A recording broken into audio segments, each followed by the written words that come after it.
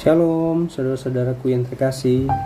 Hari ini saya ingin berbicara, berbagi kebenaran firman Tuhan dan sedikit kesaksian kepada kita semua tentang sebuah prinsip yang sangat penting dalam hidup kita sebagai umat Kristen, dan bahwa Tuhan Yesus tidak pernah meninggalkan mereka yang hidup di dalamnya.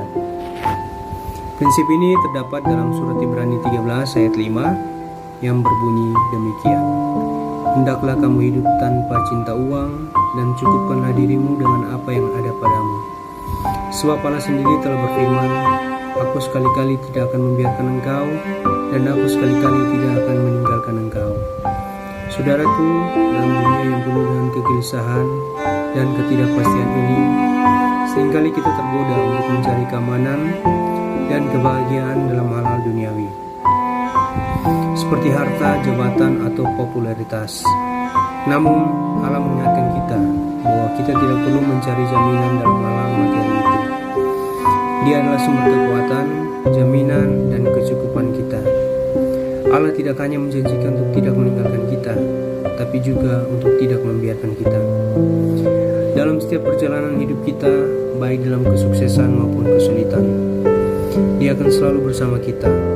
Dia adalah Allah yang setia, yang tidak akan pernah mengecewakan kita. Saya mau bersaksi sedikit bagaimana Tuhan Yesus memelihara kehidupan di keluarga saya sewaktu keluarga saya berada dalam keadaan yang sangat tidak stabil dari segi ekonomi.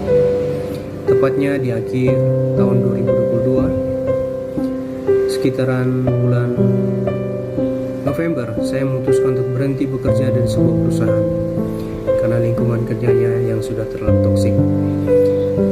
Setiap hari saya menyaksikan hal-hal yang tidak benar sesuai firman Tuhan. Berlangsung begitu dan terus begitu. Sungguh menyiksa jiwa saya, dan terus-menerus terjadi ketika saya mencoba untuk merubah keadaan. Saya menjadi bulan-bulanan di lingkungan kerja. Saya dimusuhi, dihindari banyak orang karena tidak mau terlibat dalam hal-hal tidak benar yang mereka lakukan. Tekanan dalam pekerjaan terasa begitu berat, sampai-sampai dalam keadaan yang sangat terpaksa, saya berhenti dari pekerjaan di tempat itu. Sebuah keputusan yang terkadang saya pikir saya salah mengambil keputusan. Benar-benar sebuah kesalahan. Tapi firman Tuhan di atas benar-benar terjadi dalam kehidupan saya sekeluarga. Tuhan memelihara kami selama berbulan-bulan dalam keadaan saya tidak bekerja, sementara kebutuhan keluarga harus tetap terpenuhi.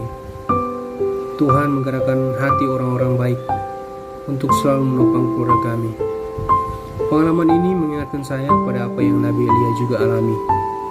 Tuhan memeliharanya selama bertahun-tahun melalui burung gagak, melalui sungai Kerit, dan kemudian janda di Sarfat untuk memelihara kehidupannya.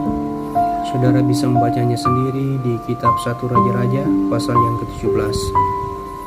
Syukur pada Allah, sekali-kali memang Allah tidak akan membiarkan dan meninggalkan, sebab Dia adalah gembala yang baik. Sebagai umat Kristen, kita dipanggil untuk hidup dalam iman yang kuat dan ketaatan yang tulus. Kita tidak boleh hidup dalam kecemasan akan kekurangan atau takut kehilangan. Sebaliknya, kita harus membangun keyakinan kita kepada Allah yang memberikan segala sesuatu yang kita butuhkan. Kebebasan dari cinta uang adalah panggilan yang mendalam dalam hidup kita. Bukan berarti kita tidak bekerja keras atau mencari kekayaan yang halal, tetapi kita harus mengerti bahwa kekayaan duniawi tidak akan pernah memberikan kebahagiaan sejati. Kita harus mencari kebahagiaan dan kepuasan dalam persekutuan dengan Allah dan pelayanan kepada sesama. Ketika kita hidup dengan keyakinan bahwa Allah adalah jaminan kita dapat memiliki hati yang murah hati dan terbuka.